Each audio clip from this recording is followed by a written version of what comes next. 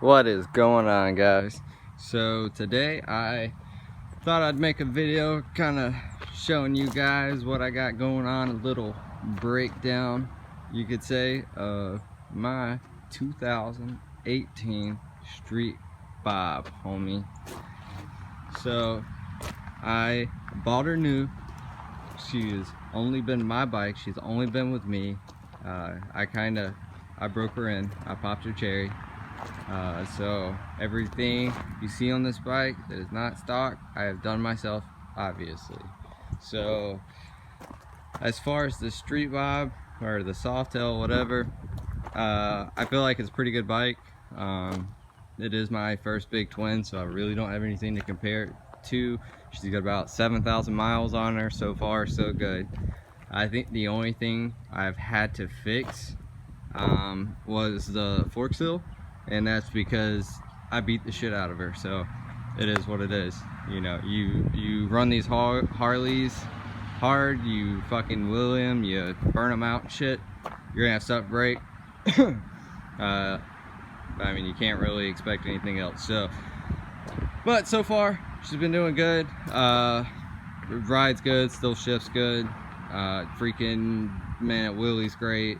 So it is coming together nicely. So I'm gonna walk through, just kind of give you guys a little idea of how much I have into this thing.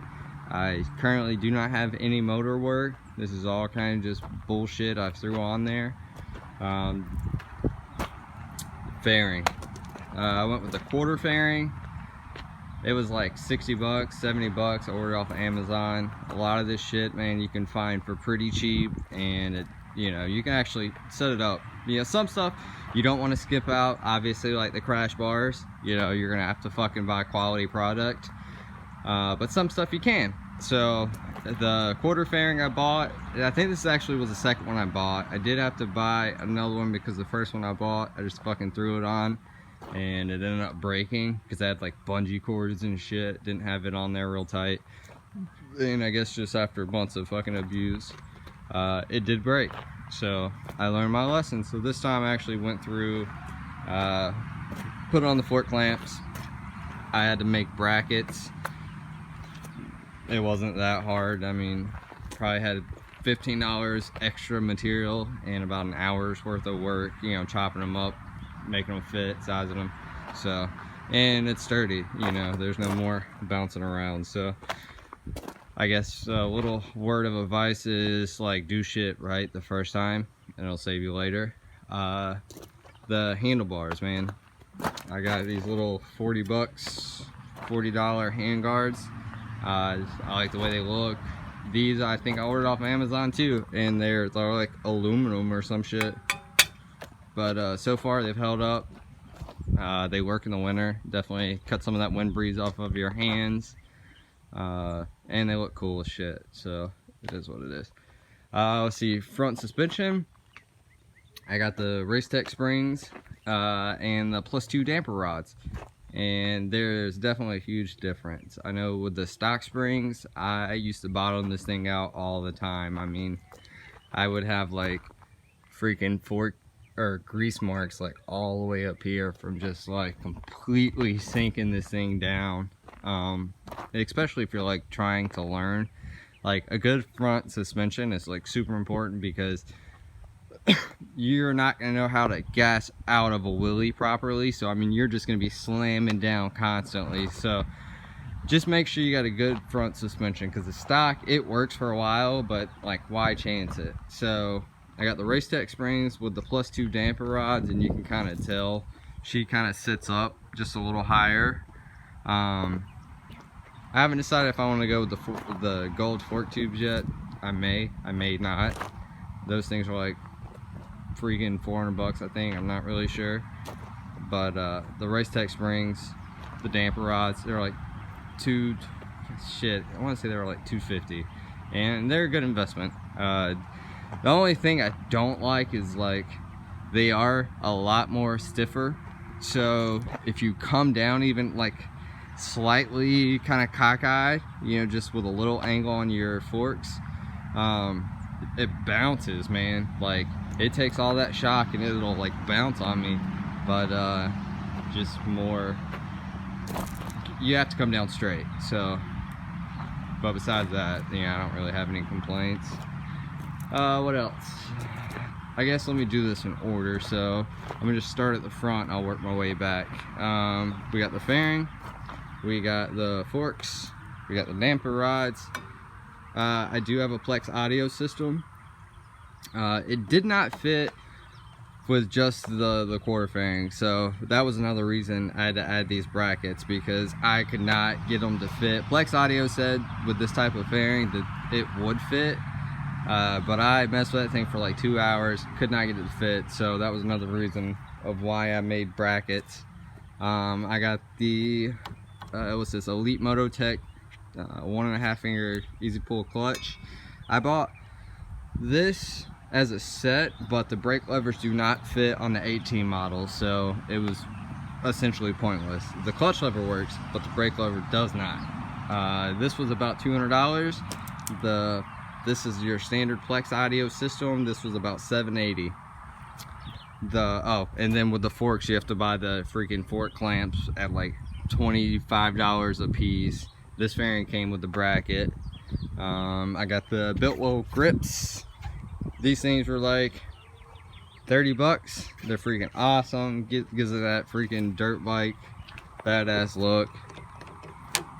Pretty cool. I have the bunking bar as well as the riser.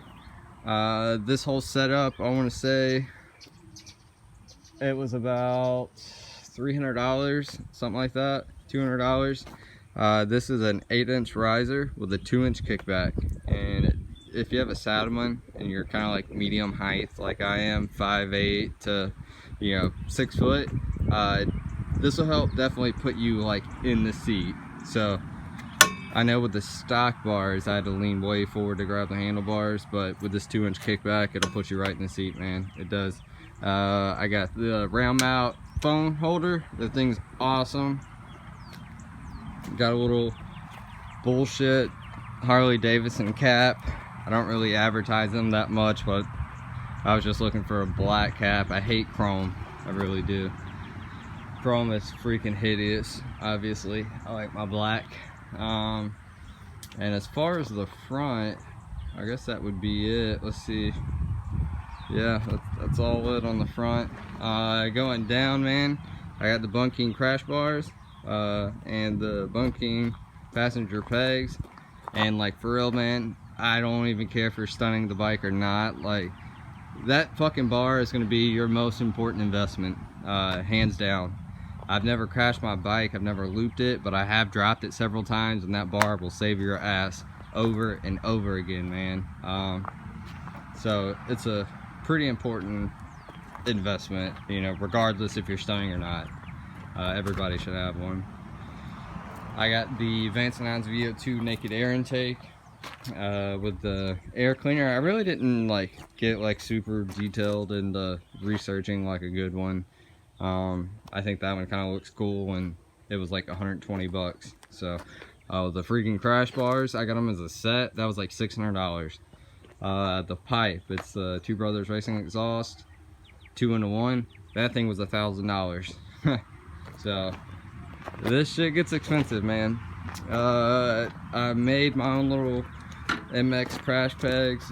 Those are pretty cool. I bought them for like 40 bucks. Let's see. I got a bunking 62 sprocket. Got me a nice little red chain down there. Chains are cool, man. I'm definitely still stoked that I went with the chain conversion. The only thing I don't like is it is so messy, man. But I mean, I don't know, if you don't mind cleaning your bike, you like working on it, I guess the chain's cool.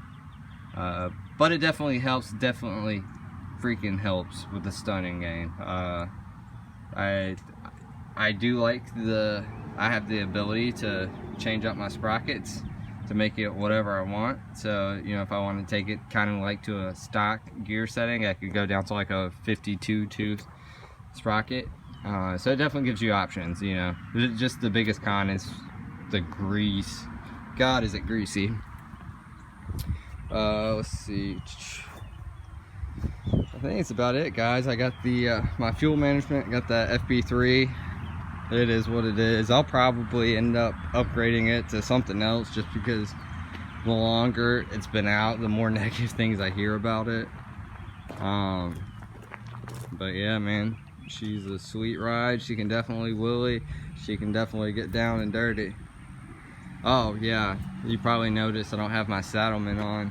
My freaking saddleman kept popping out when I was doing wheelies, man. It would pop out up here. Like, I winched that thing down so freaking hard, you can see that like it like was basically breaking the fender, and it kept popping out here. And I talked to Saddleman. They were super freaking cool. They were like, man, just ship it out and ship it to us. You pay for the shipping, we'll rebuild the seat and we'll send it back to you. So I did. And that seat's just too expensive not to. You know, it's a $500 seat. So yeah, that's something that I definitely needed fixed. And again, like, if I were, the seat is so important, man. Like, if I were gonna do one upgrade, it would either be between the, like, you know, going from completely stock, working your way back up again. It would either be the front suspension or the seat. That seat, I really miss it. I don't know how many times I freaking slid off on this solo seat trying to wheelie. But that's it, man. You guys have any questions, any comments, anything you want to know, what the fuck ever, just hit me up and I'll do to the best of my ability to help you. So that's it for today. Peace out.